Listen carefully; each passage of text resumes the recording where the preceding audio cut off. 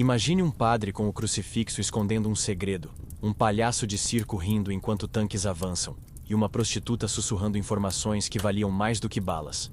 Parece roteiro de série da Netflix. Não é. Isso aconteceu em plena Segunda Guerra Mundial. O que os livros nunca te contaram é que entre trincheiras e bombas havia camas, confessionários e picadeiros decidindo destinos. Hoje você vai conhecer a história proibida. Aquela que não aparece nos documentários sérios, mas que foi crucial para mudar o rumo da guerra.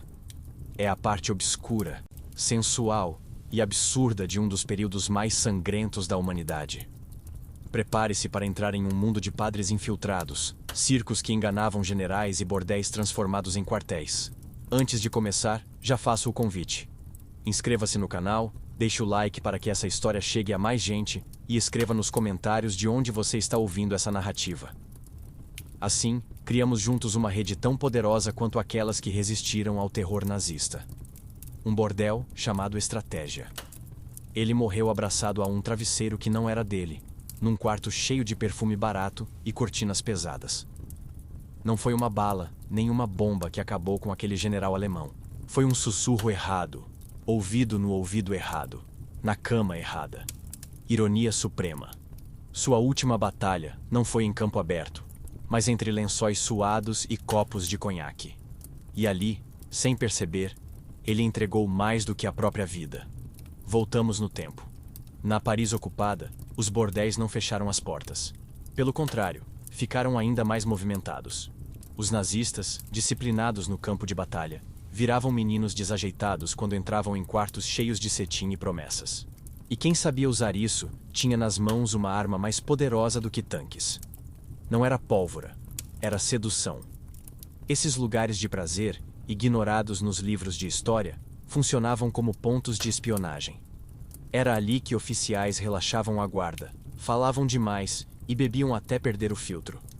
Uma prostituta com olhos atentos valia mais do que qualquer radar. E enquanto um general suspirava de prazer, em outro canto da cidade, um agente já recebia as informações que poderiam salvar centenas de vidas. Pense nisso como o Wi-Fi da época. Conexão rápida, sem cabos, transmitindo segredos de boca em boca, de lençol em lençol. E tudo disfarçado de entretenimento. Não havia PowerPoint, mas havia batons vermelhos, sinais combinados e pequenos bilhetes escondidos em cintas ligas. Era espionagem com glamour decadente e risco de morte a cada suspiro. Claro, os nazistas desconfiavam. Mas o poder da carne é mais forte que a disciplina prussiana. E a cada noite, enquanto um soldado acreditava estar vivendo um momento íntimo, ele estava sendo dissecado como num laboratório. As paredes finas daqueles bordéis ouviram mais planos militares do que muitas salas de comando. E quem passava por ali aprendia rápido. Cama também pode ser trincheira. Havia cortesãs que se tornaram lendas secretas. Mulheres que fingiam amor, mas guardavam mapas escondidos no forro da saia. Cada risada, cada copo de vinho, cada beijo roubado era uma pequena armadilha montada com paciência. E os generais, acreditando serem conquistadores, tornavam-se as presas mais fáceis. No final, quem mandava era quem sabia escutar. Um desses casos ficou famoso nos bastidores da resistência. Uma prostituta francesa, conhecida apenas como La Dame Rouge, seduziu 3 oficiais de alta patente em menos de um mês. Em cada encontro, ela extraía uma peça do quebra-cabeça. Quando os aliados uniram as informações, descobriram um movimento de tropas inteiras. Tudo graças a uma cama bagunçada e a um sorriso calculado. E a pergunta que ninguém ousava fazer era: quantas dessas mulheres morreram depois de serem descobertas? Porque os nazistas não perdoavam traições. Muitos bordéis foram incendiados, muitas prostitutas torturadas até a morte. A linha entre prazer e execução era fina como um fio de seda. Cada cliente podia ser amante. Ou carrasco. Essa mistura de erotismo e espionagem transformava os bordéis em espaços teatrais. Palcos onde se encenava uma peça mortal, com atores improvisados e finais sempre imprevisíveis. Era Shakespeare com cheiro de cigarro e suor. E se o amor já mata, imagine o amor temperado com guerra. As camas eram mais perigosas que campos minados. Na prática, esses bordéis eram os primeiros call centers da resistência. Em vez de ligações telefônicas, vinham sussurros e olhares. Em vez de planilhas, perfumes, e cada detalhe contava. O tipo de cigarro que um oficial fumava, a música que ele pedia para ouvir, até as histórias que contava bêbado. Tudo virava munição. E munição que não se compra em fábrica. Os bordéis também eram um lembrete cruel de como a guerra não é feita apenas por heróis com medalhas no peito. Às vezes, quem decide uma batalha é uma mulher anônima, esquecida pela história oficial, mas que ousou ouvir e repassar. Se hoje temos filmes glorificando generais, deveríamos ter também dramas épicos sobre as camas que decidiram estratégias. O general da primeira cena não foi o único a cair. Muitos outros homens de alta patente tiveram suas últimas horas marcadas não por balas, mas por beijos envenenados. O prazer, usado como armadilha, revelou-se mais eficaz do que muitos exércitos. E a ironia maior é que os nazistas, obcecados por controle, foram derrotados pelo que menos sabiam controlar: seus próprios desejos. Agora, talvez você esteja se perguntando: e onde entra o padre nessa história? Calma, porque enquanto os bordéis eram trincheiras de lençóis, havia confessionários funcionando como cabines de espionagem. A guerra tinha muitos palcos, e a religião era um deles. Mas para entender como crucifixos viraram antenas secretas, precisamos atravessar a porta de uma igreja sombria. E é aí que o fio da narrativa muda. Do cheiro de perfume barato passamos para o cheiro de incenso, das camas desarrumadas para os bancos de madeira envernizados. E se você acha que o bordel foi surpreendente, espere para ouvir o que padres fizeram em nome da guerra. Então me diga nos comentários: você acreditaria que um simples bordel podia mudar o rumo da guerra? Ou isso parece ficção demais para caber na história oficial? Padre confessor ou agente secreto? Ele foi encontrado morto dentro do confessionário, com a batina manchada de sangue e um terço ainda enrolado nos dedos. A cena parecia saída de um filme de terror religioso. Um padre silencioso, abatido ali mesmo onde tantas almas haviam desabafado pecados.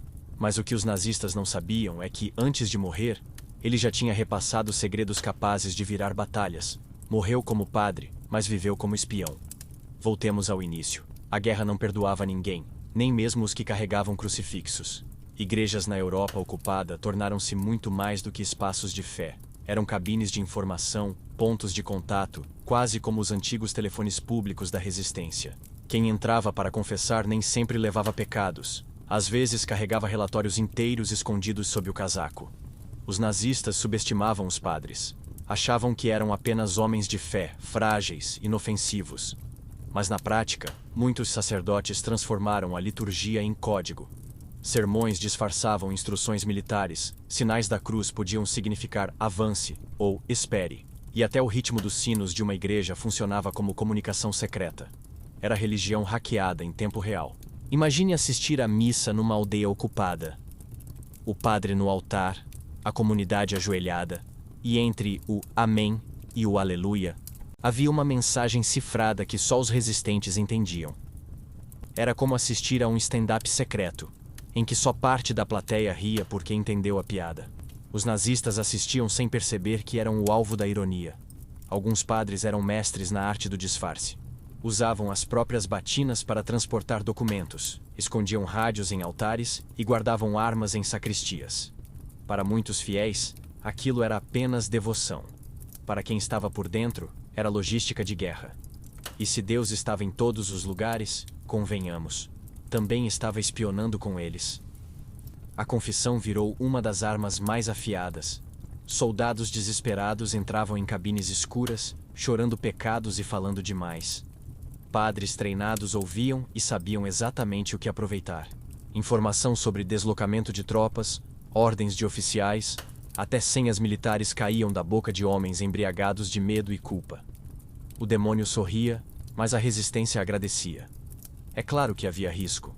A Gestapo sabia que algo estava acontecendo e começou a caçar padres suspeitos. Muitos foram presos, torturados e mortos por colaborarem com a resistência. Mas a fé é um negócio estranho. Alguns aceitavam a morte como sacrifício, acreditando que martírio em nome da liberdade era também martírio em nome de Deus. Outros eram simplesmente bons jogadores de pôquer. Há registros de missas em que os hinos eram alterados discretamente. Uma mudança sutil de palavras, quase imperceptível, funcionava como sinal. Para o fiel comum, nada mudava. Para os resistentes, era como receber um WhatsApp codificado. Era uma orquestra espiritual transformada em centro de comando militar, sem que ninguém percebesse. Um exemplo marcante veio da Polônia ocupada. Ali, muitos padres escondiam refugiados em porões de igrejas. Mas além da caridade, havia também espionagem. Em alguns casos, até os confessionários foram adaptados para armazenar rádios. O que deveria ser um espaço de silêncio absoluto se transformava em central de transmissão clandestina. Ironia histórica. A fé virou Wi-Fi contra Hitler. E pense na ousadia disso. É uma coisa arriscar a vida com armas nas mãos. Outra é arriscar sob a proteção da batina, sabendo que qualquer deslize significava não apenas sua morte, mas a execução de todos que buscavam refúgio. Cada missa era uma roleta russa. Cada sermão, um fio de faca. A espiritualidade caminhava de mãos dadas com a morte. Havia padres que chegaram a ser executados publicamente, como exemplo. Os nazistas queriam quebrar o moral, mostrar que nem Deus salvaria seus traidores. Mas o efeito foi o contrário. Quanto mais mártires surgiam, mais as comunidades acreditavam que resistir era um dever sagrado. Era como se o próprio Reich estivesse fabricando santos rebeldes. Esse jogo duplo entre fé e espionagem mostra como a guerra não se limita a tanques ou trincheiras. Ela se infiltra nos lugares mais improváveis: camas, confessionários, palcos de circo. O padre morto no início não foi exceção. Ele foi apenas um dos muitos que decidiram que a Bíblia também podia ser usada como arma de guerra. E a ironia maior? Muitos oficiais nazistas, católicos de formação, continuaram frequentando missas sem saber que estavam sendo espionados bem diante do altar.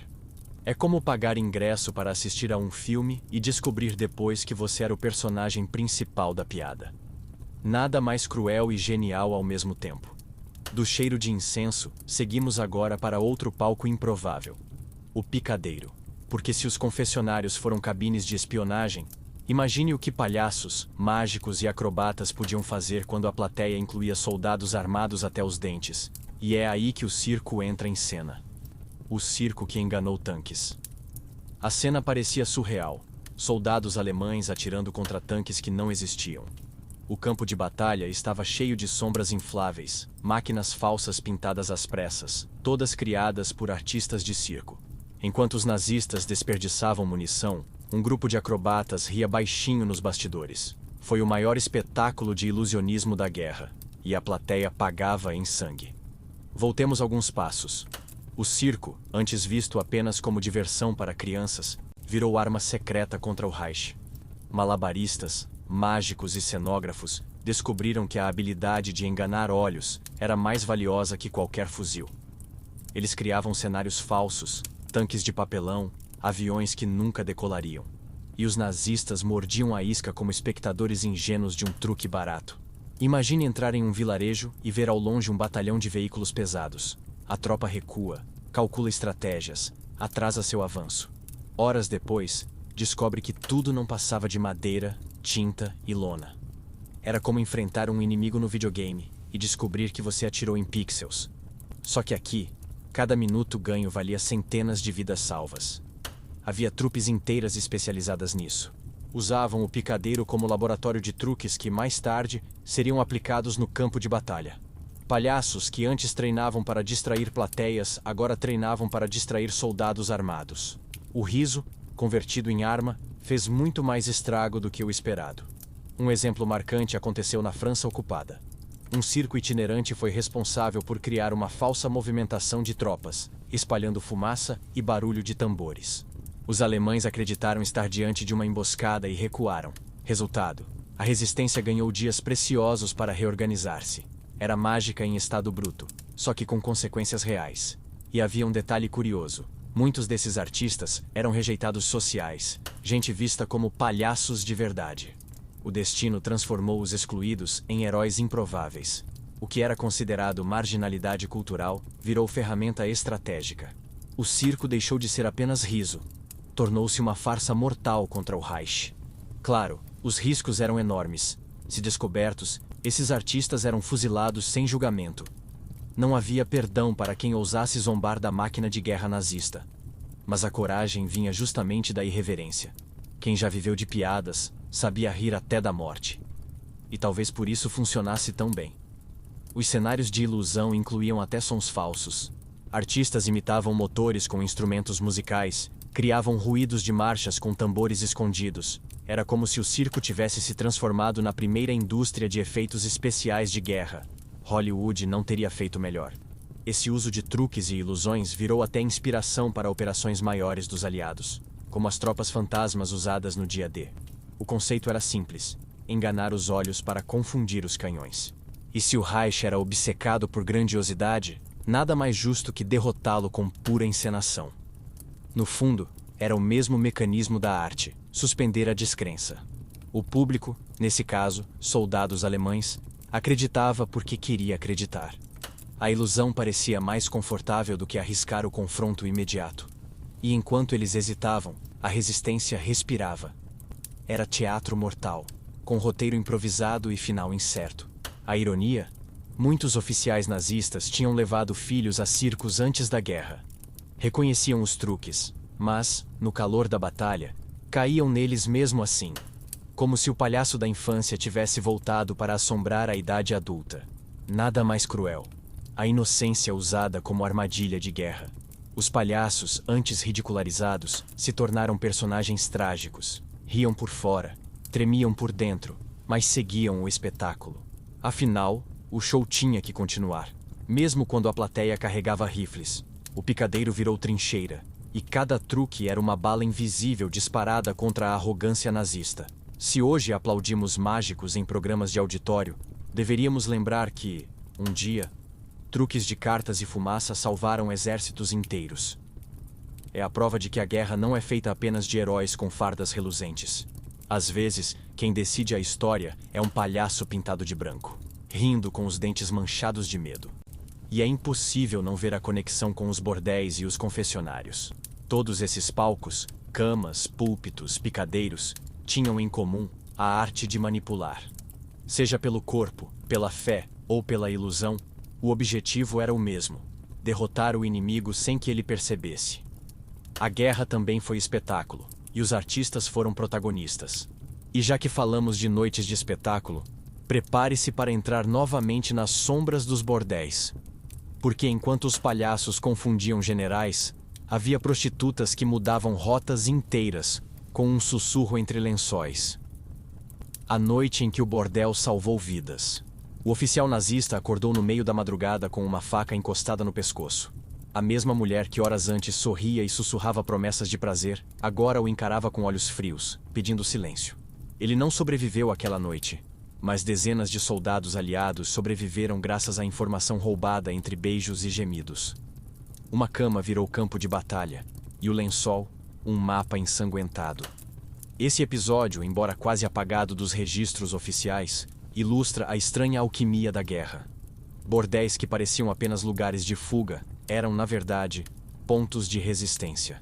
Prostitutas treinadas pela inteligência aliada transformavam cada encontro em interrogatório disfarçado. Só que, ao invés de luz forte e gritos, usavam vinho, carícias e risadas abafadas. E funcionava.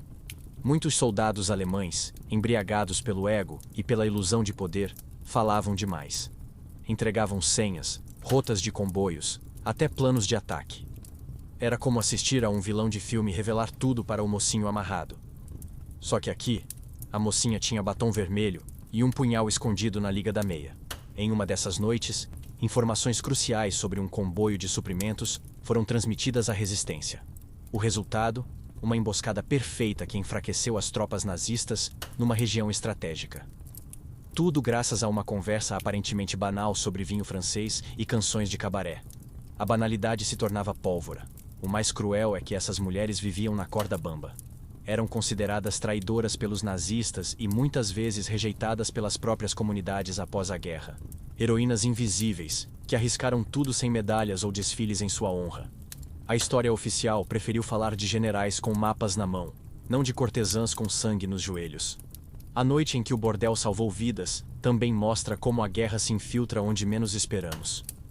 Não bastava lutar nas trincheiras. Era preciso lutar nos quartos abafados, cheios de fumaça e espelhos manchados. Cada cliente podia ser uma armadilha. Cada gemido, um código. Cada beijo, uma sentença. Havia até técnicas combinadas. Algumas mulheres aprendiam a colocar soníferos discretos no vinho, facilitando o roubo de documentos. Outras fingiam paixão para conseguir acesso a uniformes e distintivos. O bordel era laboratório, escola e campo de batalha ao mesmo tempo. Nada mais distante da imagem romantizada que a memória prefere guardar. E aqui cabe uma ironia. Enquanto generais nazistas se gabavam de dominar territórios inteiros, eram dominados em quartos minúsculos por mulheres que ninguém levava a sério. O poder trocava de lado sem barulho, sem tiros, apenas com sussurros bem colocados. A masculinidade inflada do Reich desmoronava diante de um sorriso maquiado. Um relato conta que um grupo de soldados aliados, escondido nos arredores de Paris, foi salvo porque uma prostituta interceptou a data de um ataque surpresa. Ela arriscou a vida para repassar a informação a um contato da resistência. O ataque falhou, e dezenas de jovens escaparam da morte certa. Quem os salvou? Não foi um general. Foi uma mulher anônima. Essas histórias nos obrigam a olhar para a guerra com outros olhos. O heroísmo nem sempre veste uniforme. Às vezes, veste espartilho. Às vezes, entra em cena maquiado, pronto para um espetáculo mortal que termina antes do amanhecer. E no final, o preço pago era sempre alto: tortura, execução ou esquecimento. Se hoje lembramos desses episódios, é quase por acidente.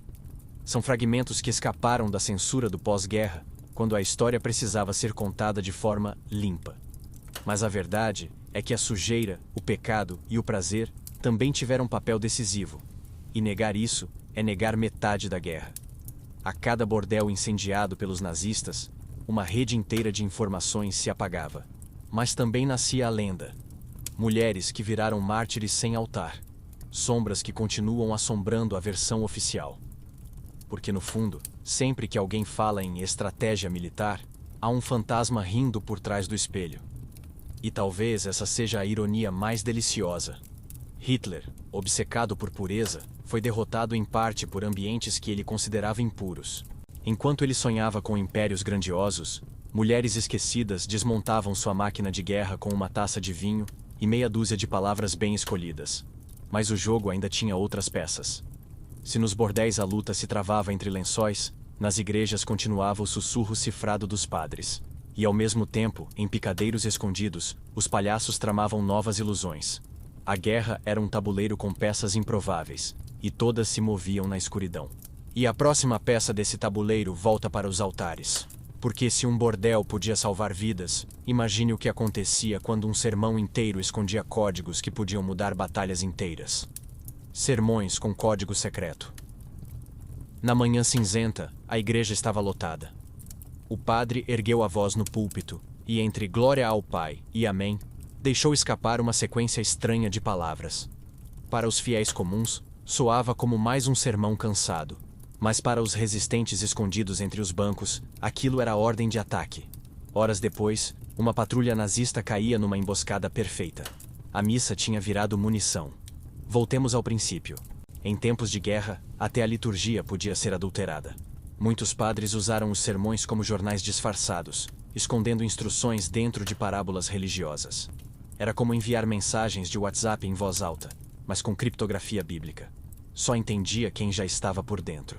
O resto apenas dizia amém e seguia a vida. Os códigos variavam. Às vezes, era o uso incomum de uma palavra. Outras vezes, a repetição de um versículo específico.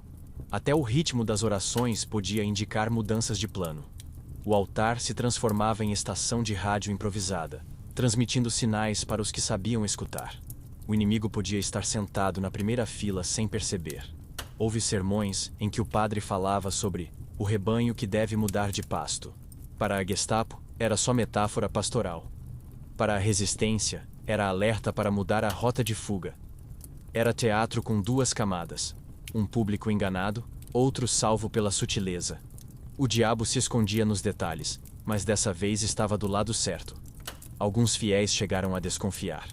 Padre, por que repetir tanto esse trecho do Êxodo? Perguntavam. Ele apenas sorria e dizia que era inspiração divina. E era mesmo. Inspiração para manter vivos homens e mulheres que resistiam nas sombras. O púlpito virou palco de resistência, onde fé e guerra dançavam juntas sob o som dos sinos. Os nazistas, paranoicos, começaram a assistir missas, espiavam padres, anotavam sermões, tentavam encontrar mensagens ocultas, mas raramente entendiam. O segredo estava no contexto. Palavras que para eles eram neutras tinham peso mortal para quem estava dentro da rede. Era como ouvir uma música em língua estrangeira e perder a piada escondida. O risco era constante. Bastava um deslize e toda a farsa ruía. Muitos sacerdotes foram levados por suspeita de traição. Torturados, alguns resistiram até o fim sem revelar nada. Outros foram mortos diante da própria comunidade, como espetáculo de intimidação. Mas nem isso quebrou o ciclo. Sempre havia outro padre disposto a continuar a encenação. Um caso notório ocorreu na Bélgica. Um padre inseriu no sermão dominical um trecho sobre a semente que precisa ser regada ao norte. Parecia parábola agrícola. Na verdade, era aviso para transferir armas escondidas para um vilarejo vizinho. A operação funcionou e a comunidade resistiu por meses. A fé se tornou senha. A genialidade estava na banalidade. Ninguém suspeita de um padre repetindo histórias da Bíblia. Mas dentro dessas histórias havia mapas, direções, horários. Era uma forma de resistência que não dependia de rádios nem de armas, apenas da capacidade humana de disfarçar verdades em meio a metáforas.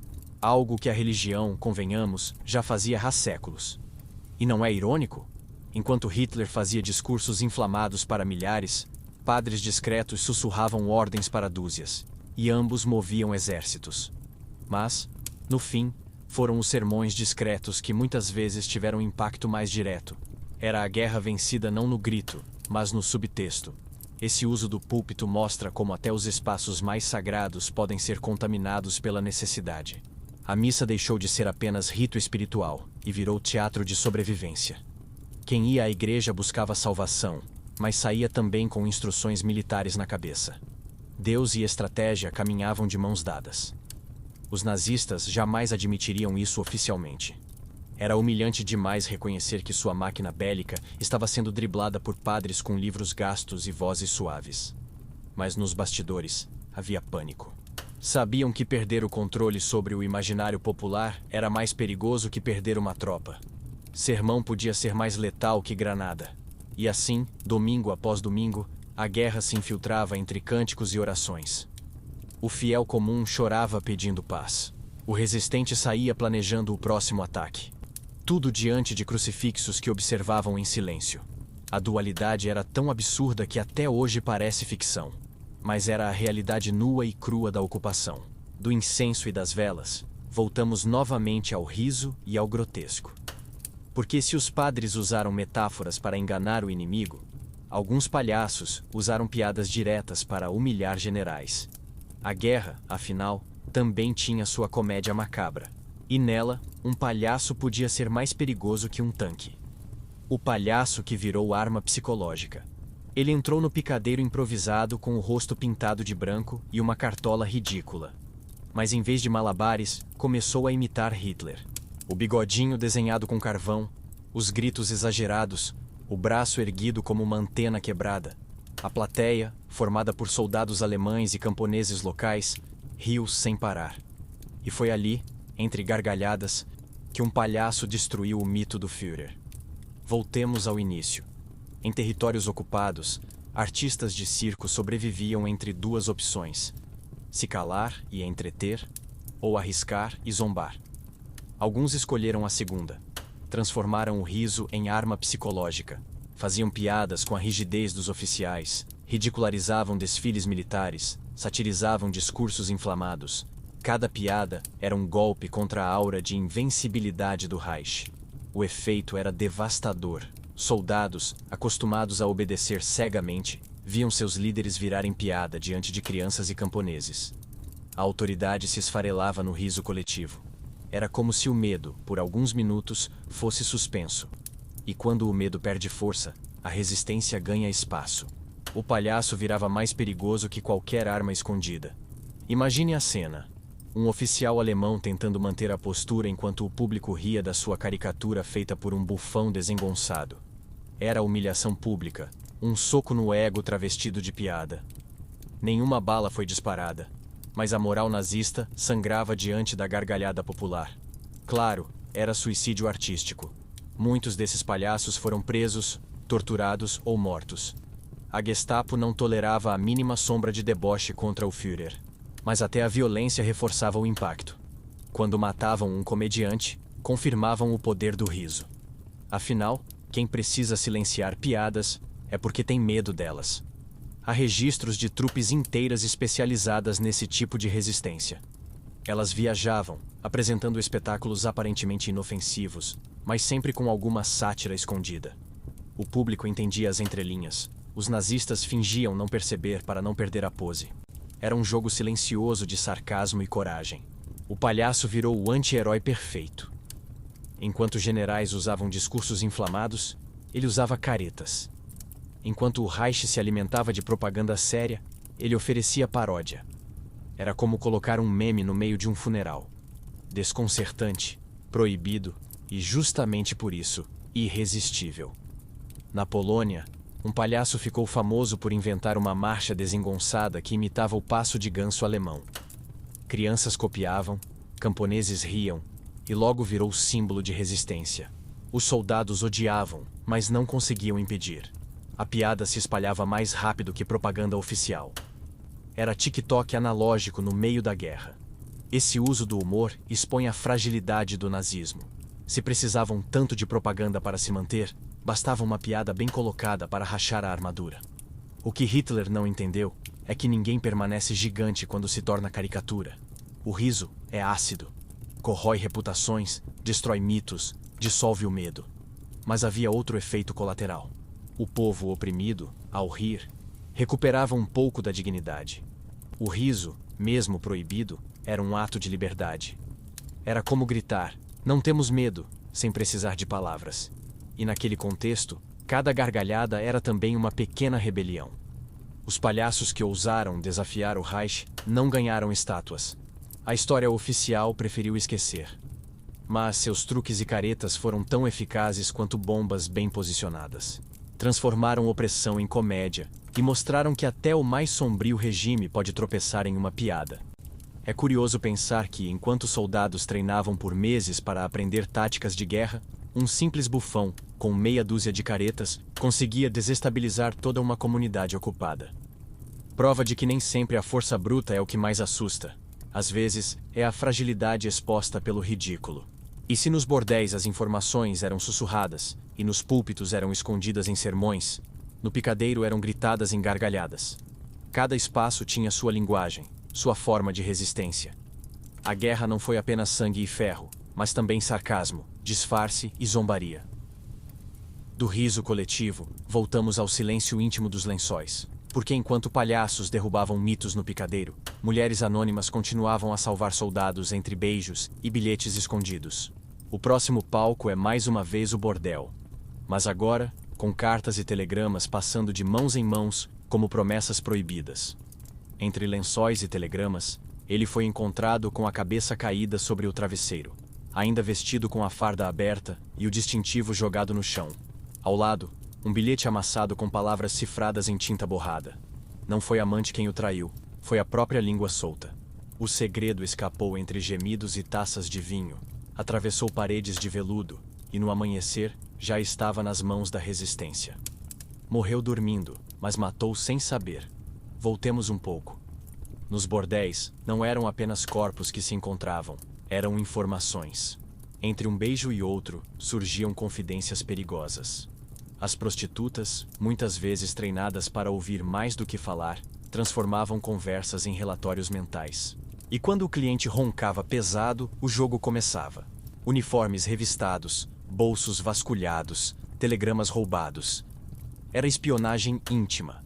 Documentos passavam escondidos em sutiãs, bilhetes eram costurados em forros de saia, telegramas dobrados em meias de seda. O quarto se tornava central de triagem.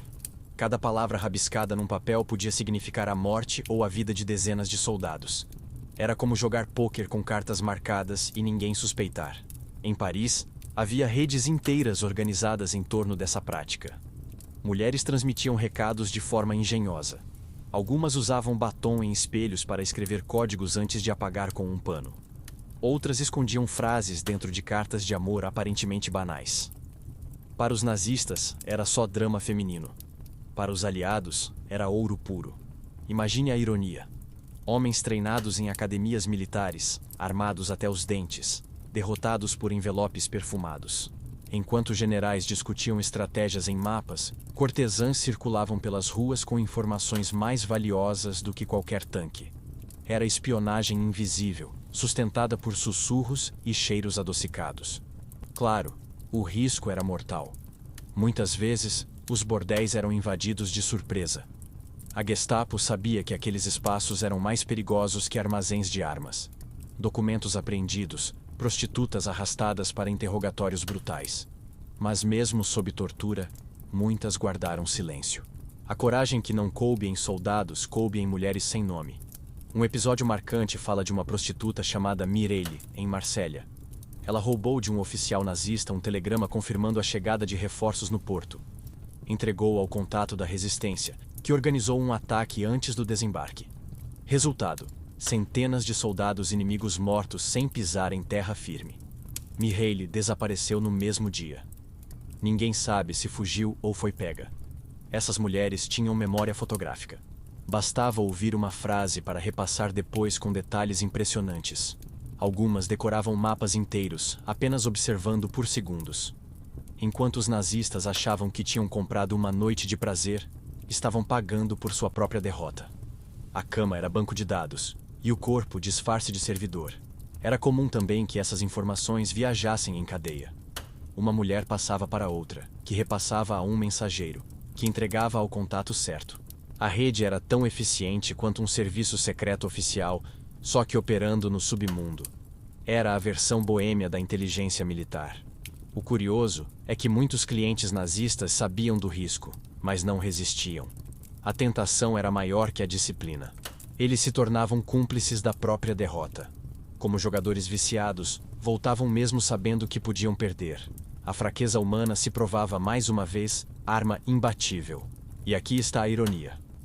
Enquanto Hitler planejava com engenheiros e arquitetos megalomaníacos, prostitutas destruíam suas estratégias com canetas roubadas.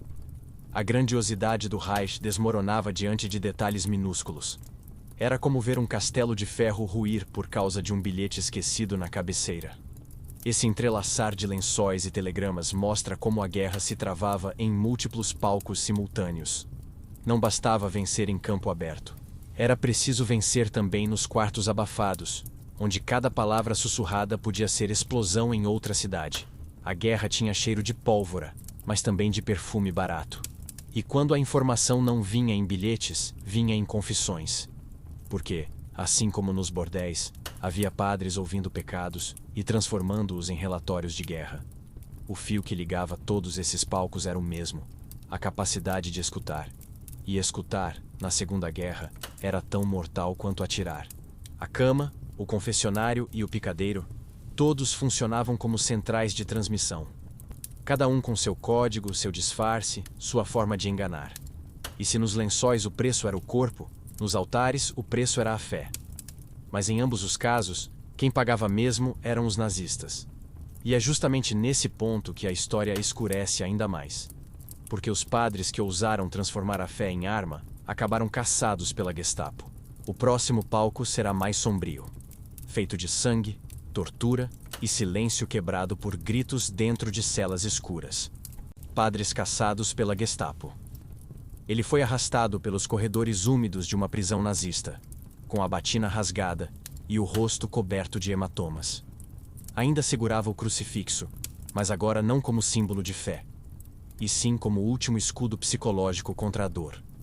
Morreu com os lábios partidos, sem confessar nada, além de orações. Para os nazistas, ele era traidor. Para os resistentes, mártir. Voltemos ao cenário da ocupação. A Gestapo começou a desconfiar quando mensagens codificadas passaram a circular em regiões supostamente controladas. Os olhos se voltaram para os padres, figuras intocáveis até então. Foi uma inversão cruel. Homens que pregavam o evangelho da paz passaram a ser tratados como generais ocultos da resistência. A batina virou alvo. Investigações se espalharam. Igrejas foram invadidas durante missas, confessionários revirados, altares desmontados em busca de rádios escondidos. O som dos sinos, antes associado à fé, passou a soar como ameaça para os oficiais nazistas. Cada badalada podia ser um recado clandestino. E o medo corroía até os ocupantes. A prisão de padres foi espetacularizada. Em muitas aldeias, os nazistas arrastavam sacerdotes pelas ruas para mostrar quem mandava. Queriam esmagar a moral da população, transformar a fé em vergonha. Mas o efeito era o contrário. Cada padre preso se tornava símbolo vivo da luta. O martírio fabricava mais resistência do que destruição. Houve casos em que padres foram executados em frente às próprias comunidades. A cena era calculada. O disparo, o corpo caindo diante do altar, o sangue manchando o piso da igreja. Para os nazistas, era demonstração de poder. Para o povo, era semente de ódio. E ódio, naquela altura, era combustível. Alguns sacerdotes resistiam de forma quase sobre-humana. Sob tortura, continuavam rezando. A fé, que parecia fragilidade, virava escudo psicológico. Nazistas relatavam irritação profunda diante de prisioneiros que, em vez de gritar segredos, murmuravam orações. Era como lutar contra uma muralha invisível e perder. O contraste era grotesco. Oficiais de botas polidas interrogando homens magros, cobertos de cicatrizes, mas que insistiam em falar de esperança. Era como se cada batina rasgada fosse uma bandeira levantada contra o Reich. A Gestapo queria quebrar a espinha da resistência espiritual, mas só conseguia fortalecer a lenda. Entre os casos mais conhecidos está o de sacerdotes poloneses, muitos dos quais acabaram em campos de concentração. Ali, a batina desapareceu, mas não o papel de líder. Mesmo sem altar, continuavam conduzindo orações em barracões fétidos, usando a fé como último fio de humanidade entre a lama e o arame farpado. E havia padres que iam além. Alguns guardavam informações até a morte, literalmente levando segredos para o túmulo. Cada silêncio era uma vitória da resistência, porque, ao negar dados aos interrogadores, atrasavam planos, confundiam operações, sabotavam sem disparar um único tiro. O silêncio como arma mortal. O curioso é que muitos nazistas eram católicos de origem. O dilema interno corroía soldados obrigados a prender padres que, fora da guerra, poderiam ter sido seus próprios confessores. Essa contradição não aparece nos filmes, mas estava presente. A máquina exigia brutalidade, enquanto a consciência rangia. A perseguição também reforçou a união das comunidades. Fiéis escondiam padres em sótãos, cavernas e até dentro de caixões falsos em funerais simulados. Cada resgate era risco coletivo. A fé virou rede de proteção. A religião, que os nazistas tentavam sufocar, florescia ainda mais nas sombras. Para a Gestapo, esses padres eram espiões disfarçados. Para o povo, eram protetores. Para a história oficial, quase desapareceram. A memória prefere falar de generais, não de homens comuns que ousaram transformar sermões em armas. Mas o silêncio dos arquivos é sempre mais suspeito do que a ausência de provas. O resultado dessa perseguição foi claro. A fé se radicalizou. Cada padre morto ou preso era lembrado como santo popular. Ícones improvisados surgiam, velas eram acesas, e mesmo nas noites mais sombrias, as comunidades se fortaleciam. O que deveria ser medo se transformava em combustível. E enquanto os sacerdotes eram caçados, outro grupo improvável seguia sua missão: os artistas de circo. Se padres eram eliminados no altar, palhaços e acrobatas continuavam escapando pela estrada, carregando truques e informações escondidas em baús coloridos. O palco seguinte não tinha incenso nem crucifixo, mas lona, cordas e fumaça. Circos ambulantes de espionagem. A patrulha nazista abriu os baús do circo e encontrou apenas roupas coloridas, bolas de malabares e bonecos de madeira. Não suspeitaram que, entre tecidos e pó de serra, estavam escondidos mapas, rádios e até armas desmontadas. Enquanto os soldados riam dos palhaços que fingiam medo, a resistência já comemorava. O maior espetáculo daquela noite não foi no picadeiro, mas no transporte de segredos sob os olhos do inimigo. Voltemos ao início. Circos ambulantes eram perfeitos disfarces para operações clandestinas. Cruzavam fronteiras sem levantar suspeitas, carregando baús enormes sob a desculpa de truques e cenários. Mal sabiam os alemães que cada carroça era uma espécie de pendrive humano, levando informações vitais entre cidades ocupadas. Onde havia lona, havia também rede de espionagem. Os artistas viajavam de aldeia em aldeia, apresentando números para distrair populações e, ao mesmo tempo, entregando relatórios escondidos em figurinos ou instrumentos. Era logística sob maquiagem. Enquanto o público se maravilhava com acrobacias, alguém nos bastidores já trocava envelopes com um contato da resistência. O show nunca parava, mas o verdadeiro espetáculo acontecia fora da arena. Um truque comum era esconder documentos dentro de tambores ou instrumentos musicais. Se revistados, soavam apenas como percussão. Ninguém imaginava que cada batida de bumbo carregava, na verdade, rotas secretas. Era música para uns, guerra para outros. E quando a Gestapo começava a desconfiar, já era tarde demais. A informação já tinha cruzado a cidade. A mobilidade dos circos era sua maior força. Diferente de igrejas ou bordéis, estavam sempre em movimento. Um dia em Lyon, no outro em Marsella. Esse nomadismo confundia os nazistas, que não conseguiam rastrear a rede de mensagens. O espetáculo seguia, e junto com ele, segredos que decidiam batalhas. É quase cômico imaginar. Oficiais temidos sendo enganados por trapezistas sorridentes. Mas foi exatamente isso que aconteceu. O regime que se orgulhava da disciplina militar foi derrotado pela leveza de quem caminhava em cordas bambas. A ironia é deliciosa. Botas de ferro tropeçando em sapatilhas gastas. Claro, havia riscos brutais. Quando os nazistas descobriam a farsa, a punição era imediata. Muitos artistas foram presos e executados, suas trupes desmanteladas. A lona colorida se transformava em pano fúnebre. Mas ainda assim, outros continuavam a estrada. Porque o riso, a mágica e o movimento eram armas tão necessárias quanto fuzis. Alguns grupos ficaram lendários. Um circo na Bélgica chegou a transportar transmissores inteiros, montados disfarçadamente como parte de cenários de palco. Enquanto palhaços dançavam, operadores escondidos transmitiam mensagens para Londres. Era espionagem disfarçada de espetáculo infantil. E havia ainda a força psicológica. Os nazistas odiavam não conseguir controlar a alegria popular. Um circo chegando a uma cidade significava para a comunidade não só diversão, mas esperança. Era lembrete de que a vida ainda podia desafiar a opressão. A Gestapo via apenas palhaços, mas o povo via resistência em cada riso. Esses artistas provaram que até o mais frágil ofício podia ser transformado em arma. O que antes era visto como marginalidade cultural ganhou status de ferramenta de guerra. E mesmo esquecidos pela história oficial, os circos ambulantes foram responsáveis por vitórias silenciosas. Vitórias feitas de truques baratos e coragem cara. Imagine a ironia. Enquanto generais passavam noites em reuniões estratégicas, um malabarista de rua transportava informações decisivas dentro de uma bola oca. A guerra se decidia tanto nas salas de mapas quanto nas estradas de terra, ao lado de carroças coloridas. A diferença é que uma dessas histórias foi contada, a outra, quase apagada. Esse contraste é a essência da guerra oculta. A grandiosidade oficial contra a simplicidade clandestina. A disciplina do Reich contra a improvisação do picadeiro. E no fim, o improviso venceu mais vezes do que a força bruta. A lona sempre escondia mais do que mostrava. Mas enquanto os circos cruzavam fronteiras com segredos escondidos, havia também mulheres cruzando limites perigosos dentro de bordéis.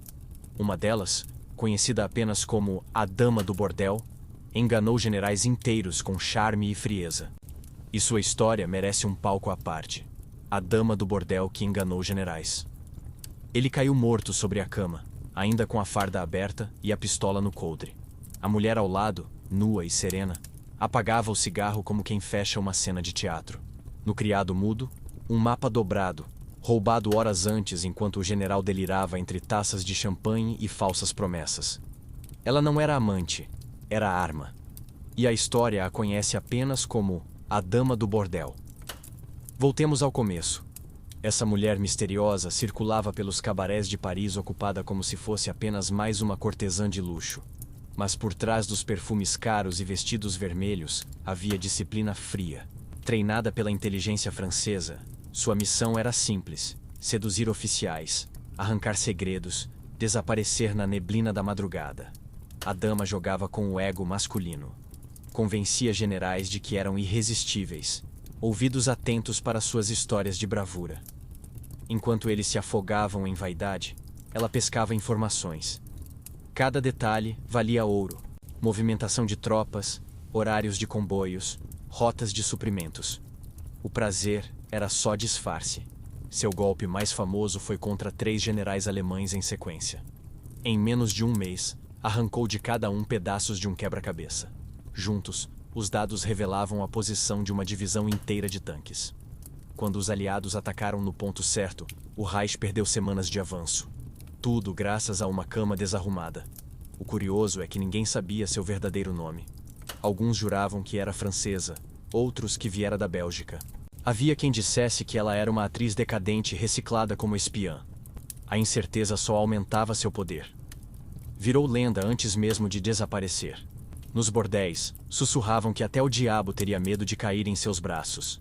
E os generais? Orgulhosos demais para admitir que haviam sido enganados, preferiam inventar histórias de traição entre colegas. A vergonha era tão grande que muitos documentos oficiais foram adulterados para esconder a verdade.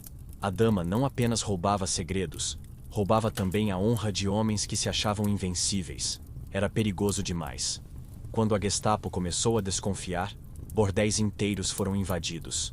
Mulheres arrastadas, clientes interrogados, paredes destruídas em busca de esconderijos. Mas ela sempre escapava. Mudava de identidade, trocava de cidade, reaparecia em outro cabaré como se nada tivesse acontecido. Era fantasma com batom vermelho. Dizem que certa vez foi reconhecida por um oficial que já havia caído em sua armadilha. Antes que ele pudesse reagir, ela apenas sorriu, acendeu um cigarro e desapareceu na multidão. Como se tivesse o próprio destino na palma da mão. Era atriz e diretora do teatro mais mortal da Europa ocupada. Sua força estava na contradição. Enquanto os nazistas pregavam disciplina e pureza, ela os derrotava com luxúria e mentira. Enquanto o Reich investia em armas gigantescas, ela usava apenas charme, inteligência e um olhar calculado. Era a prova viva de que guerras não se vencem apenas com exércitos. Vencem-se com pessoas improváveis. O destino da dama é incerto. Alguns dizem que foi executada em segredo. Outros, que fugiu para a Suíça e viveu até os 80 anos. Há ainda quem jure que morreu como começou, num bordel, apenas mais uma sombra entre tantas. Mas sua lenda sobrevive, ecoando como prova de que até os impérios mais brutais caem diante de sussurros bem calculados. E não é irônico? Oficiais nazistas, que se gabavam de controlar povos inteiros, perderam batalhas por não conseguirem controlar a própria língua numa cama. O Reich se desfez entre gemidos e confidências. Uma prostituta com memória afiada valeu mais que milhares de soldados disciplinados. A dama virou símbolo não oficial. Entre resistentes, seu nome circulava como senha de coragem. Para as prostitutas, era inspiração. Mostrava que até o trabalho mais estigmatizado podia se transformar em poder. Para os nazistas, era pesadelo. A lembrança de que qualquer mulher poderia ser inimiga mortal. Sua história se mistura à de tantas outras esquecidas. Porque ela não foi a única, apenas a mais ousada. Muitas viveram e morreram no anonimato, com histórias apagadas por uma memória seletiva que prefere generais engravatados a cortesãs perigosas. O silêncio histórico é também forma de traição. E se a cama era palco para tramas secretas, os altares continuavam a servir de esconderijo para algo ainda mais ousado. Armas. Porque sim, havia padres que usavam crucifixos e orações como disfarce para depósitos clandestinos. E é por essa porta escura que a narrativa vai entrar agora. Entre crucifixos e pistolas, o soldado nazista entrou na sacristia esperando encontrar apenas cálices e velas. Em vez disso, deu de cara com um arsenal improvisado. Pistolas escondidas dentro de caixas de hóstias, munição camuflada em vasos sagrados, até granadas guardadas em urnas de batismo. Antes que pudesse reagir, um tiro seco ecoou. Aquele altar não oferecia absolvição. Oferecia resistência armada. Voltemos ao início. Muitas igrejas na Europa ocupada foram transformadas em depósitos clandestinos. Padres e fiéis escondiam armas nos lugares mais improváveis, aproveitando-se do respeito que os nazistas, em teoria, tinham pelos símbolos religiosos. O que parecia incenso, às vezes era pólvora. O que parecia oração, era plano de ataque. Era uma engenharia de improviso. Crucifixos ocos serviam para guardar documentos. Confessionários viravam salas de reunião. Porões escuros escondiam rádios. Cada canto da igreja tinha dupla função: fé à vista, guerra nas sombras. O sagrado e o profano se misturavam numa ironia brutal. O mais fascinante é como a comunidade participava. Fiéis levavam armas enroladas em mantos de santos durante procissões. Mulheres escondiam munições em cestas de pão destinadas à paróquia. Crianças, usadas como coroinhas, carregavam mensagens nos bolsos sem levantar suspeita. A liturgia virou logística, mas os riscos eram absurdos. Se descobertos, não havia julgamento. Padres eram fuzilados, igrejas queimadas, comunidades inteiras punidas. Ainda assim, a engrenagem continuava. Era como se a fé desse força extra. Cada missa parecia encenação de normalidade, mas todos sabiam que a qualquer momento o altar podia explodir em pólvora. Em Lyon, por exemplo, um padre foi preso depois que nazistas encontraram rifles escondidos dentro do órgão da igreja. O instrumento, que deveria produzir música celestial, guardava armas mortais. O contraste é quase poético. Notas musicais substituídas por balas. Para os fiéis, o padre virou herói. Para os nazistas, demônio. Esse casamento entre fé e violência revela o desespero e a criatividade da resistência. Quando não havia recursos oficiais, restava usar o que estava à mão. Igrejas, antes templos intocáveis, viraram fortalezas improvisadas. Era como jogar xadrez com peças quebradas, mas, às vezes, quebradas funcionam melhor. A ironia é que enquanto Hitler construía catedrais de propaganda, padres transformavam igrejas humildes em depósitos de guerra. O Reich investia em grandiosidade, a resistência em improviso. E no fim, o improviso rendeu resultados que propaganda nenhuma conseguiu apagar. Claro, havia fiéis que não aceitavam essa mistura. Alguns denunciavam padres por acreditarem que a fé estava sendo corrompida. Mas, na prática, era questão de sobrevivência. E a história sempre foi escrita por quem sobrevive. Se o preço da liberdade era esconder pistolas atrás de crucifixos, poucos hesitavam.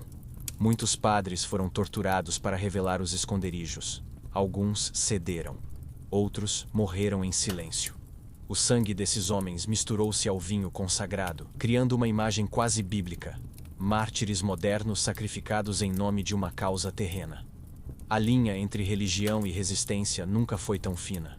Esses episódios mostram como a guerra desfigurou até os símbolos mais sagrados. A igreja, que deveria ser refúgio, virou campo minado. A batina, que deveria ser proteção, virou alvo. Mas também provam a criatividade e a coragem de comunidades inteiras que se recusaram a ajoelhar diante do Reich. E não deixa de ser sarcástico pensar que muitos soldados nazistas, devotos em sua vida pessoal, rezavam em altares que escondiam armas apontadas contra eles. A fé que buscavam como conforto era a mesma que conspirava contra sua vitória. Uma ironia que nem os roteiristas mais ousados de Hollywood teriam coragem de inventar. Ao final, cada crucifixo escondendo pistolas era um lembrete de que não existe espaço intocável em tempos de guerra. Tudo pode ser arma. Uma cama, um sermão, um picadeiro, um altar. O que muda é apenas o disfarce. E quanto mais improvável o disfarce, mais eficaz a arma. Se os crucifixos já haviam sido usados para esconder balas, imagine o que poderia ser feito com cenários inteiros. Porque logo, até o próprio espetáculo circense seria usado como cortina de fumaça para operações militares. O próximo palco nos leva a uma noite em que o circo atrasou uma frente inteira do Reich e transformou mágica em estratégia. O show que mudou a frente de batalha. A tropa alemã parou em silêncio, hipnotizada pelas luzes e pela música que ecoava na noite. Diante deles, um circo inteiro armado no meio da estrada, com tambores rufando, tochas acesas e palhaços desfilando como se fosse carnaval. Confusos, acreditaram estar diante de uma emboscada. Ficaram horas parados, sem avançar, enquanto do outro lado a resistência ganhava tempo para fugir. Aquela noite, um espetáculo valeu mais que um exército. Voltemos ao início. O circo, já usado como disfarce para espionagem, foi além. Tornou-se barreira estratégica. Montar um espetáculo no meio da madrugada parecia suicídio, mas era cálculo perfeito. Soldados nazistas eram treinados para enfrentar tanques, não para decifrar truques de ilusionistas. Entre a pólvora e a mágica, escolheram o medo. A cena era absurda. Malabaristas arremessavam tochas, trapezistas fingiam voar sobre cordas improvisadas, palhaços riam exageradamente. Aos olhos inocentes, era apenas diversão. Mas para quem marchava sob a bandeira do Reich, aquilo parecia provocação calculada. Se estão rindo de nós, deve haver algo por trás. O resultado? Hesitação. Essa hesitação custou caro. Ao ficarem parados, esperando reforços, os nazistas perderam dias preciosos. Nesse tempo, a resistência reorganizou rotas, salvou prisioneiros e escondeu arsenais. O show, que durou apenas uma noite, repercutiu em semanas de atraso. O picadeiro virou trincheira de lona e cordas. Era uma guerra psicológica. O riso funcionava como metralhadora invisível. Nenhum tiro foi disparado, mas a mente dos soldados ficou marcada. Eles sabiam que estavam sendo ridicularizados. E ser ridicularizado em plena ocupação era pior do que ser derrotado. Minava a confiança, corroía a moral, expunha a fragilidade. Relatos dizem que um comandante nazista, ao ver o espetáculo, gritou para suas tropas ficarem em posição. Mas no fundo, também não avançou. Talvez temesse armadilhas, talvez não quisesse ser o ridículo que caiu num truque. De qualquer forma, sua indecisão provou que o circo tinha vencido sem precisar de pólvora. A genialidade estava no improviso. Os artistas usaram cenários que já possuíam. Tendas, luzes, instrumentos, transformaram tudo em cortina de fumaça. Enquanto o público improvisado ficava paralisado, os resistentes ganhavam quilômetros de vantagem. Era como se a arte tivesse pego emprestado o papel da artilharia. E havia algo quase poético nisso. O Reich, que se levava tão a sério com desfiles grandiosos e discursos inflamados, foi humilhado por um grupo de bufões. A pompa militar ruiu diante da sátira. A ordem rígida se dissolveu diante da desordem controlada. Foi como colocar Wagner contra a música de circo. E ver Wagner perder. Claro, o risco era letal. Se descobertos, os artistas seriam massacrados. Mas sabiam disso, e mesmo assim prosseguiram.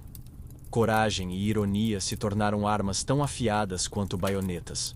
E no fim, provaram que um espetáculo podia custar mais caro ao Reich do que uma emboscada armada. Essa noite, entrou para as lendas não oficiais da resistência. Ninguém assinou relatórios, ninguém ganhou medalha. Mas entre as comunidades locais, a história era repetida como prova de que até os mais fracos podiam derrotar gigantes. Bastava criatividade e timing perfeito. E pensar que, em tempos normais, aqueles mesmos artistas eram vistos como marginais.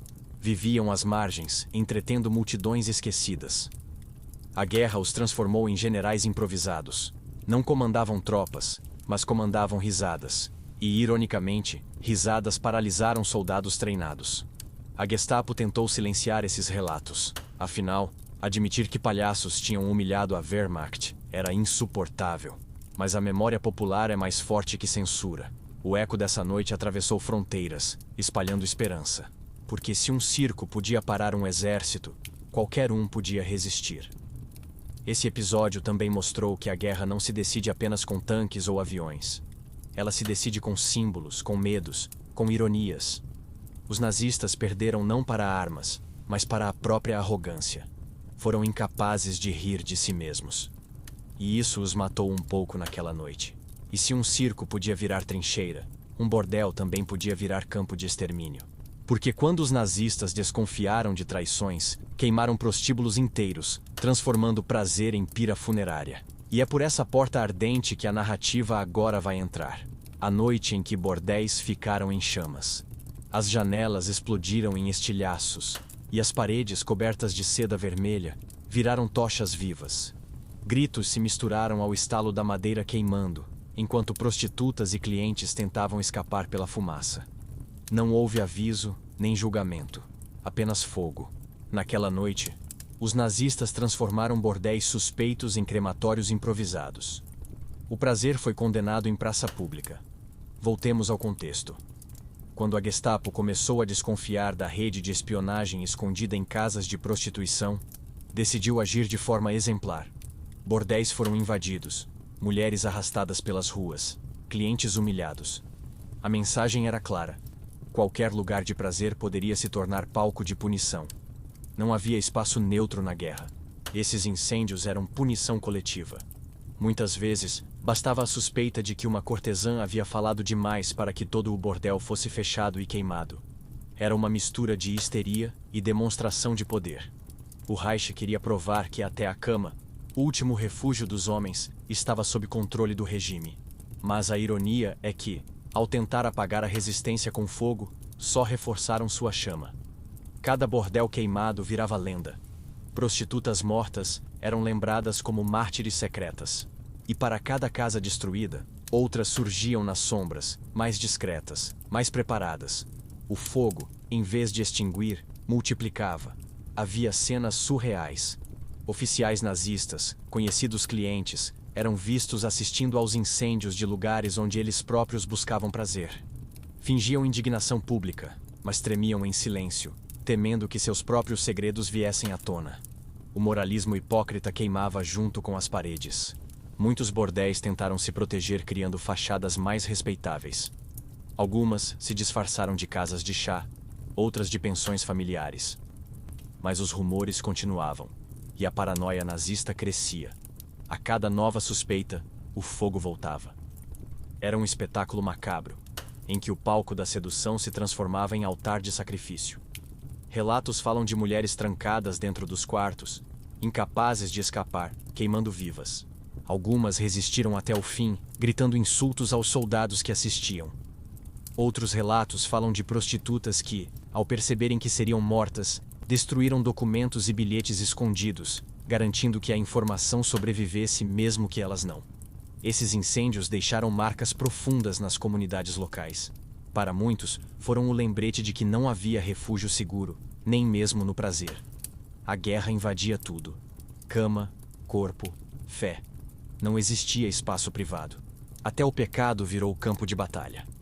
O mais cruel é que, após a guerra, essas mulheres não receberam reconhecimento. Foram esquecidas, vistas como símbolos de vergonha.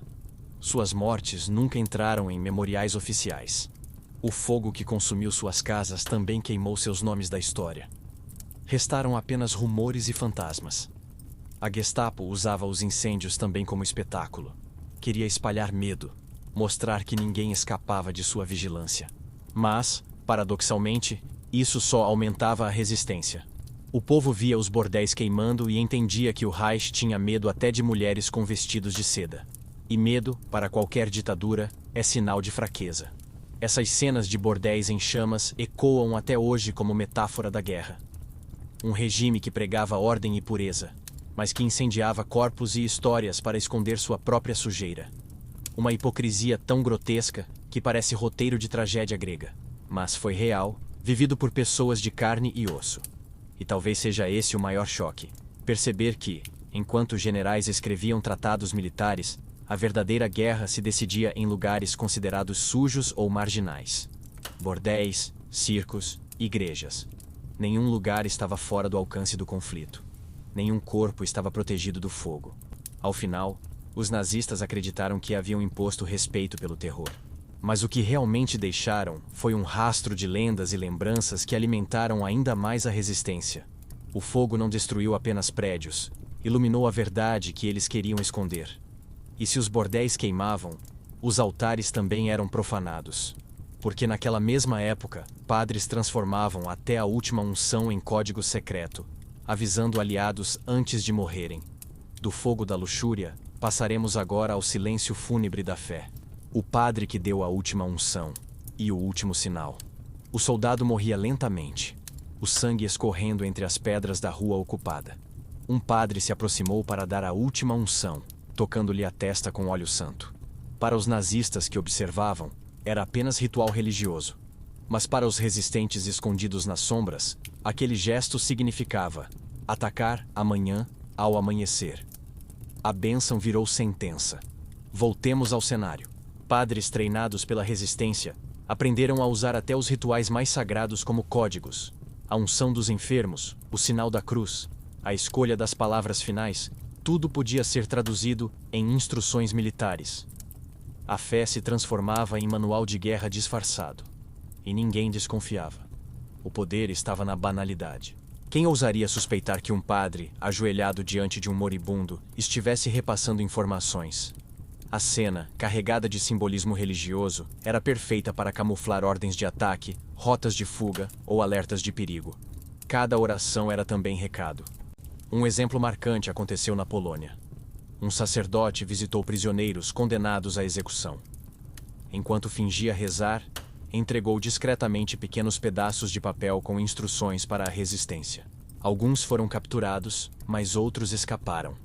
Aqueles bilhetes mudaram o destino de batalhas locais. A unção se tornou arma invisível. Essa prática gerava ironias cruéis. Soldados nazistas, ao permitirem a presença de padres para dar conforto espiritual, estavam autorizando espionagem bem diante de seus olhos. A fé, que acreditavam estar controlando, os traía. Era como deixar um hacker instalar programa no seu computador enquanto você agradece pelo serviço. O risco era imenso. Padres pegos usando o ritual como código eram executados sem hesitação. Mas muitos aceitavam o destino como martírio. A ideia de morrer servindo a fé e a pátria misturava-se em um sacrifício quase bíblico. A cruz e a espada se encontravam no mesmo gesto. A cena era quase teatral. Padres faziam o sinal da cruz mais lento ou mais rápido para indicar urgência.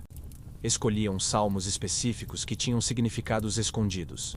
Até a entonação da voz podia ser sinal de alerta. Era uma missa dentro da missa, entendida apenas por quem precisava. Alguns relatos falam de padres que, antes de serem fuzilados, usaram as últimas palavras como mensagem cifrada. Gritavam frases bíblicas que, para os resistentes, eram instruções claras. Morrendo, ainda davam ordens. Era como se a fé tivesse se tornado walkie-talkie improvisado. Essa fusão de espiritualidade e espionagem mostra como não havia fronteira entre sagrado e profano. A guerra contaminava tudo. O óleo santo ungia corpos moribundos e, ao mesmo tempo, ungia planos de ataque. Deus era invocado não só para salvar almas, mas para derrotar exércitos. E claro, havia contradições grotescas. Oficiais nazistas, católicos praticantes, assistiam respeitosamente às unções, sem saber que estavam permitindo sabotagem. Acreditavam estar controlando a cena, mas eram personagens da farsa. O altar sempre foi mais perigoso do que parecia. A memória oficial raramente fala disso. Prefere retratar padres como vítimas passivas, não como agentes ativos da resistência. Mas os arquivos escondem evidências: sermões alterados, unções transformadas em sinais, crucifixos servindo de armas. A fé lutou, e às vezes venceu. Essa prática alimentava também a esperança da população. Saber que até a missa podia ser ferramenta de luta reforçava a sensação de que o Reich não era invencível. O gesto de um padre, simples e silencioso, virava arma psicológica poderosa. A fé mantinha vivo o espírito de resistência, mas enquanto padres usavam óleos santos para transmitir mensagens, artistas de circo continuavam a zombar do Reich com números absurdos. Se a igreja representava o silêncio sagrado, o picadeiro representava a gargalhada profana. Ambas, no entanto, derrubavam o medo. E é justamente para o riso que voltamos agora. Porque, em meio à escuridão da guerra, houve trupes inteiras que trocaram palcos por trincheiras. Palhaços com narizes vermelhos escondendo granadas. Mágicos guardando pistolas dentro de cartolas. Os palhaços da resistência entram em cena. Os palhaços da resistência. O soldado alemão riu antes de morrer. Riu porque, ao abrir o baú do circo, esperava encontrar bolas de malabares e perucas coloridas. Em vez disso, havia rifles, explosivos e munição embrulhada em tecidos vermelhos. Os palhaços, que até minutos antes faziam caretas, agora apontavam armas. A piada tinha acabado, e a resistência começava. Voltemos ao início. Muitos artistas de circo, já perseguidos como marginais antes da guerra, viram no conflito a chance de reescrever sua própria história. Se antes eram apenas bufões de estrada, agora se tornaram combatentes mascarados. A maquiagem servia como camuflagem, o nariz vermelho como disfarce, e o palco virou campo de batalha. Esses grupos ficaram conhecidos como Palhaços da Resistência. Viajaram pela França, Bélgica e Polônia, usando espetáculos como cobertura para transportar armas. Em vez de coelhos saindo da cartola, eram pistolas. Em vez de truques com lenços, eram mapas escondidos. A arte do improviso se transformou em logística mortal. Imagine a ironia. Soldados nazistas assistindo a apresentações de malabares, sem perceber que logo depois, os mesmos artistas estariam emboscando suas patrulhas nas estradas. O riso e a morte se misturavam em questão de horas. Era como se cada piada tivesse uma bala escondida atrás do sorriso. Um relato famoso descreve uma trupe que, ao ser parada por uma patrulha, fez um espetáculo improvisado para distrair os soldados. Enquanto eles riam, uma criança coroinha do grupo escondeu documentos num arbusto próximo, salvando uma rede inteira da resistência. O humor infantil venceu a máquina de guerra. Claro, a Gestapo logo percebeu. Circos passaram a ser revistados com brutalidade. Mas a genialidade estava no próprio disfarce. Como diferenciar o que era parte do show do que era arma real? Muitos palhaços usavam truques de mágica para esconder documentos na frente dos nazistas. O absurdo funcionava como escudo. Esses artistas sabiam que viviam na corda bamba, literalmente. A qualquer momento podiam cair. E a queda não significava risadas, mas fuzilamento. Ainda assim, continuavam. Era como se a própria essência do circo, a vida arriscada e precária, tivesse se transformado em combustível para desafiar o Reich. E havia também a dimensão psicológica. Ver bufões armados era humilhação para oficiais alemães. Um regime que se levava tão a sério, que construía sua imagem em grandiosidade, não suportava virar alvo de piada. E nada era mais ofensivo do que morrer pelas mãos de quem deveria ser motivo de riso.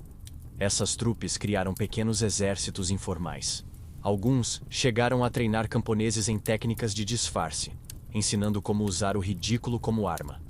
O palhaço, que sempre foi visto como símbolo de inferioridade, virou mestre de guerrilha. Era a subversão perfeita. No pós-guerra, poucos foram lembrados. Alguns morreram sem nome, enterrados como desconhecidos. Outros retornaram à vida de artista, levando segredos para o túmulo. A história oficial, mais uma vez, preferiu esquecer. Afinal, é desconfortável admitir que a queda do Reich também passou por narizes vermelhos e sapatos enormes. Mas a memória popular preservou fragmentos. Em aldeias, ainda se contam histórias de palhaços que enfrentaram soldados com coragem absurda. Riso e pólvora se misturaram em lendas locais, onde o grotesco virou épico. É Shakespeare com peruca colorida, mas sangue real. E pensar que, enquanto generais desenhavam estratégias em mapas, bufões improvisavam batalhas em estradas de barro. A guerra era feita de contrastes. O Império do Medo tropeçava no espetáculo do ridículo. E o ridículo, mais uma vez, vencia. A simbologia é poderosa. O palhaço, que sempre representou fragilidade, mostrou ser também máscara de força. Atrás da maquiagem, havia coragem. Atrás da piada, havia pólvora. Atrás do riso, havia dor. O circo deixou de ser apenas metáfora da vida e virou metáfora da própria guerra. E se os palhaços transformaram a lona em trincheira, as prostitutas transformaram os quartos em quartéis. Porque em algumas cidades, bordéis inteiros foram convertidos em centros de operações da resistência. E é para dentro desses quartos que agora abriremos a porta. O bordel como quartel-general. Os nazistas invadiram acreditando encontrar apenas camas desarrumadas e garrafas de vinho barato. Em vez disso, descobriram mapas abertos sobre a mesa, rádios escondidos atrás de espelhos e armas guardadas em gavetas de maquiagem. O bordel não era bordel, era quartel-general. Naquele instante, perceberam que haviam dormido, literalmente, dentro do inimigo. Voltemos ao início. Em muitas cidades ocupadas, os prostíbulos eram os únicos lugares onde alemães relaxavam. Isso os tornava pontos perfeitos para a infiltração. Mulheres e cafetinas passaram a abrigar reuniões secretas, planejar ataques e armazenar armamentos. Era a subversão definitiva. transformar o prazer em trincheira. Essas casas funcionavam como escritórios de guerra. Quartos viravam salas de reunião. Corredores abafados serviam para esconder rotas de fuga. As paredes finas, que antes guardavam gemidos, agora guardavam conspirações. O ambiente carregado de luxúria se misturava ao cheiro metálico das armas. Um teatro de contrastes. Em Paris, um bordel famoso chegou a ser usado como ponto central de coordenação da resistência. Cafetinas controlavam entradas e saídas, prostitutas repassavam bilhetes e espiões se disfarçavam de clientes. Para os nazistas era apenas diversão. Para os aliados, era centro nervoso de operações. O curioso é como a camuflagem era perfeita. Nenhum soldado suspeitaria que, enquanto bebia conhaque e ria com uma cortesã, no quarto ao lado estavam sendo definidas estratégias militares. Era como se o Reich tivesse alugado, sem perceber, um escritório ao inimigo. O preço da arrogância é sempre o ridículo. Alguns bordéis chegaram a ter túneis secretos conectando casas vizinhas. Documentos e rádios circulavam discretamente, sem jamais passar pela porta principal. Era rede de espionagem camuflada em perfume e cortinas pesadas. O pecado era só fachada. Claro, havia traições. Algumas mulheres denunciavam para sobreviver, entregando colegas e clientes. Mas a maioria arriscava tudo, consciente de que cada segredo roubado poderia salvar dezenas de vidas. Eram generais invisíveis, comandando batalhas entre travesseiros. A Gestapo começou a desconfiar. Bordéis foram vigiados, escutas instaladas, infiltrações organizadas. Mas mesmo assim, a rede resistiu. A natureza caótica do ambiente funcionava como cortina de fumaça. Entre música, risadas e copos quebrando, era quase impossível distinguir o que era diversão do que era conspiração. Esse uso dos bordéis como quartéis gerais revela a flexibilidade da resistência. Qualquer espaço podia virar arma. A guerra não se limitava às trincheiras. Estava também nas camas, nos confessionários, nos picadeiros. A vida inteira virou tabuleiro. Cada peça, por mais improvável, tinha valor. E não deixa de ser sarcástico que os nazistas, obcecados por disciplina, foram enganados justamente por lugares que consideravam marginais. O Reich desmoronou não apenas diante de exércitos, mas diante daquilo que desprezava. Mulheres, palhaços, padres. O desprezo foi seu maior ponto cego. O bordel, como quartel-general, é metáfora perfeita da guerra oculta. O que parecia fraqueza se transformava em força. O que parecia pecado virou estratégia. E a cada oficial embriagado, a cada segredo roubado, o império de Hitler se desfazia em silêncio. A memória, claro, apagou quase tudo. As mulheres que participaram raramente foram reconhecidas. Muitas foram rejeitadas depois da guerra, vistas como traidoras, mesmo tendo arriscado tudo. A história oficial prefere generais engravatados a cafetinas de vestido vermelho. Mas é nos becos escuros que a verdade sobrevive. Esses prostíbulos transformados em quartéis provaram que a guerra é, acima de tudo, improviso. Não se vence apenas com tanques, mas com coragem e astúcia. E nesse caso, com corpos e camas. Foi a subversão absoluta, transformar o espaço mais íntimo em campo de batalha. E se os bordéis se tornaram quartéis, logo o próximo passo seria juntar todos os palcos: a cruz, o picadeiro e a cama. Porque só entendendo como esses mundos se entrelaçaram é que conseguimos enxergar o verdadeiro rosto da guerra: a cruz, o picadeiro e a cama. O general nazista, antes de morrer, confessou em delírio: perdemos não para exércitos, mas para padres, palhaços e prostitutas. Foi enterrado em silêncio, sem honras, como se suas palavras fossem maldição. O que ele não sabia é que sua frase resumia o absurdo da guerra. A cruz, o picadeiro e a cama derrotaram a máquina que se acreditava invencível. Voltemos à costura dos palcos. Enquanto crucifixos escondiam pistolas, palhaços carregavam explosivos em baús e cortesãs roubavam segredos entre lençóis. O Reich, obcecado por grandiosidade, foi destruído por improviso. Cada espaço considerado frágil virou trincheira. Cada figura marginal virou herói improvável. A cruz representava a fé usada como arma. Sermões transformados em códigos, unções virando sinais de ataque, igrejas servindo de depósitos clandestinos. O sagrado foi sequestrado pela urgência da sobrevivência. E, paradoxalmente, Deus virou cúmplice da resistência. O picadeiro representava a ilusão. Circos ambulantes enganando tropas, palhaços zombando da rigidez nazista, espetáculos noturnos paralisando frentes inteiras. O riso, sempre visto como fraqueza, se mostrou corrosivo como ácido, dissolvendo a imagem de poder do Reich. A cama representava o desejo humano, arma tão poderosa quanto pólvora. Bordéis viraram quartéis, cortesãs transformaram corpos em ferramentas de espionagem, e generais perderam batalhas entre travesseiros. O desejo, desprezado por Hitler, revelou-se o calcanhar de Aquiles de seu império. Esses três palcos, cruz, picadeiro e cama, funcionavam como uma rede invisível, conectando o improvável. Não havia generais comandando, não havia exércitos uniformizados.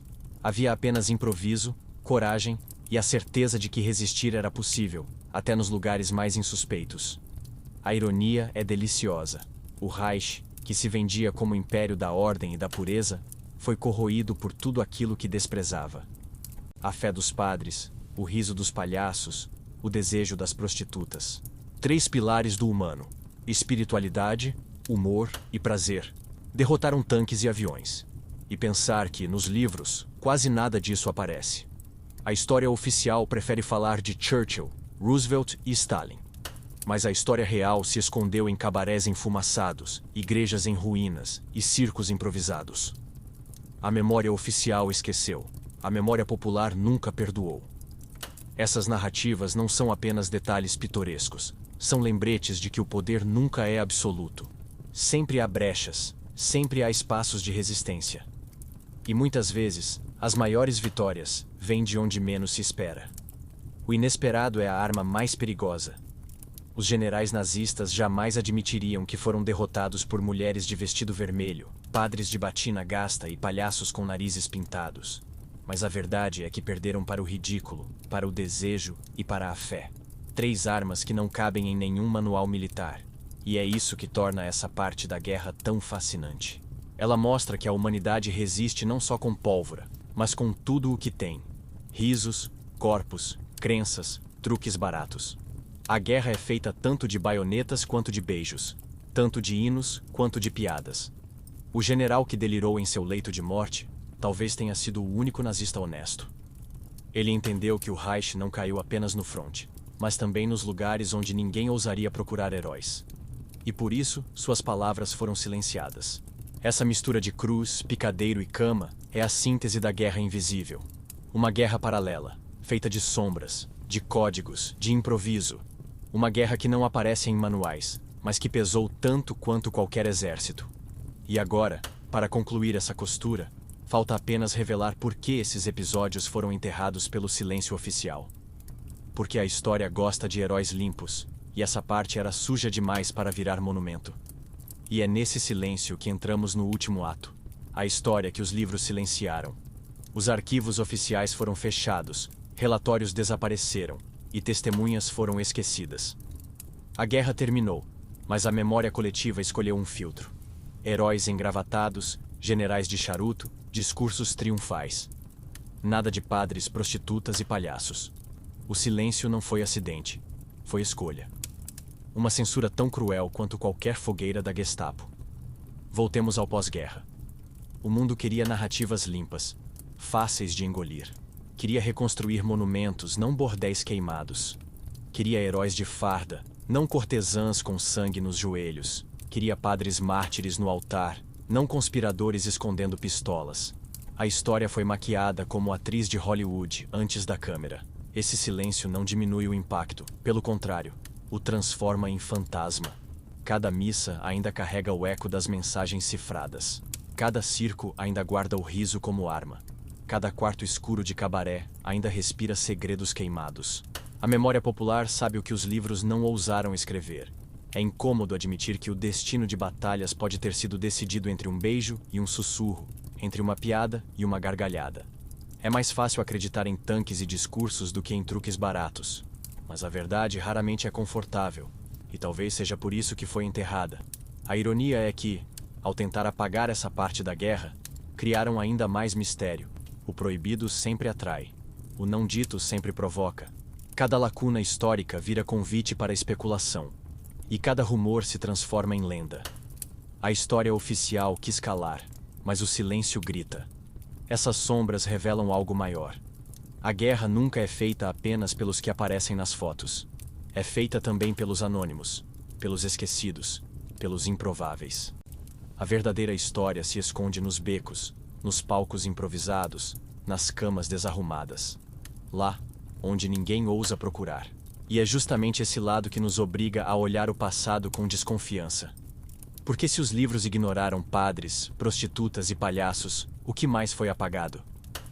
Quais outras verdades ficaram soterradas sob discursos triunfais? A história é sempre menos sobre fatos e mais sobre quem decide quais fatos contar. O silêncio também é arma. Ele molda a memória, cria versões, apaga rostos, e nesse caso, serviu para preservar a ideia de uma guerra nobre. Mas a guerra nunca é nobre. É feita de sujeira, de improviso, de corpos descartáveis. A nobreza está só nas narrativas que vêm depois. O padre morto no confessionário, a cortesã desaparecida em Marsella, o palhaço fuzilado em praça pública. Nenhum deles aparece em livros didáticos. Mas todos pesaram no destino da guerra. Foram fantasmas ativos, puxando cordas invisíveis, sabotando impérios sem deixar monumentos. E pensar que, enquanto generais posavam para fotógrafos, eles morriam no anonimato. Sem desfiles, sem medalhas, sem discursos. Apenas silêncio. Mas silêncio não significa ausência. Significa que a história ainda não teve coragem de encarar suas próprias entranhas. Esse esquecimento também é estratégia. Melhor lembrar da vitória limpa do que admitir que a sujeira ajudou a conquistá-la. Melhor aplaudir generais do que cortesãs. Melhor santificar padres mártires do que padres conspiradores. Melhor rir do palhaço no picadeiro do que lembrar que ele também atirou. Mas é justamente nessa contradição que mora a beleza. A guerra não é feita de épicos, é feita de sombras. E nessas sombras, os improváveis mudam o curso da história. Essa é a parte que ninguém quis contar, mas que insiste em sobreviver. No fundo, talvez esse silêncio seja a confissão final da própria humanidade. Não suportamos lembrar que fomos salvos por aquilo que mais desprezamos. Fé, desejo, riso. 3 forças tão humanas quanto frágeis, que se revelaram mais fortes que tanques. A guerra, no fim, nunca foi feita só de tanques reluzentes ou discursos inflamados. Foi feita de beijos roubados, sermões cifrados e gargalhadas proibidas. Foi feita de padres que rezavam códigos, prostitutas que seduziam segredos e palhaços que zombavam da morte. E talvez essa seja a ironia mais cruel. Enquanto generais se julgavam deuses, foram derrotados pelo que havia de mais humano: fé, desejo e riso. A história oficial preferiu apagar. Mas o silêncio não é esquecimento. É apenas o som dos fantasmas rindo de nós. E quando você abrir outro livro sobre a Segunda Guerra, lembre-se: parte da verdade ficou escondida entre lençóis, crucifixos e narizes vermelhos. Porque no fim, a humanidade não sobreviveu por grandiosidade, mas por improviso.